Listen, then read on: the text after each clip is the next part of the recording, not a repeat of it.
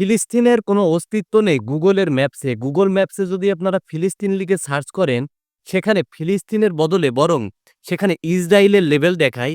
ফিলিস্তিনের শুধু রূপরেখা দেখায়, যেটা জুম করে আপনারা বুঝতে পারবেন সেখানে ফিলিস্তিন আছে। এই নিয়ে গত কয়েকদিন ধরে ফেসবুকে বিভিন্ন কথা কিন্তু ছড়ানো হচ্ছে, যেখানে বলা হচ্ছে ফিলিস্তিনকে সরিয়ে দেওয়া হয়েছে গুগলের ম্যাপ থেকে, মুছে ফেলা হয়েছে। আসলে সত্যটা কি? সত্যটা হলো এই যে ফিলিস্তিনকে কখনো রাখাই হয়নি গুগলের ম্যাপসে। অবাক করা কথা হলেও এটা কিন্তু সত্যি যে ফিলিস্তিনকে কখনো রাখাই হয়নি গুগলের ম্যাপসে। ২০১৬ সালের ১০ আগস্ট ব্রিটিশ পত্রিকা দ্য গার্ডিয়ানে এই প্রতিবেদনটা কিন্তু প্রকাশ করা হয়, যেখানে বলা হয় যে ফিলিস্তিনকে সরিয়ে দেওয়া হয়নি, বরং ফিলিস্তিনকে রাখাই হয়নি গুগলের ম্যাপসে। গুগলের যে ইহুদি প্রতিষ্ঠাতা রয়েছে, হতে পারে এটা তার ইসরায়েলকে সমর্থন অথবা ইসরায়েলের জোরাজোরির কারণে গুগল ফিলিস্তিনকে তার ম্যাপস থেকে সরিয়ে দিয়েছে।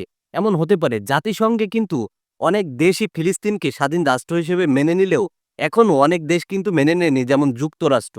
এমন কিন্তু অনেক দেশ এখনো ফিলিস্তিনকে স্বাধীন রাষ্ট্র হিসেবে মেনে নেয়নি, যার জন্য হয়তো গুগল ম্যাপসে ফিলিস্তিনের জায়গা এখনো অবধি হয়নি। স্বাধীন দেশ হয়েও ফিলিস্তিন যে গুগল ম্যাপসে জায়গা পায়নি, এটা কিন্তু মুসলিমদের জন্য খুবই লজ্জাজনক এবং দুঃখজনক। আপনি আপনার মতামত কিন্তু অবশ্যই কমেন্ট করে জানাবেন।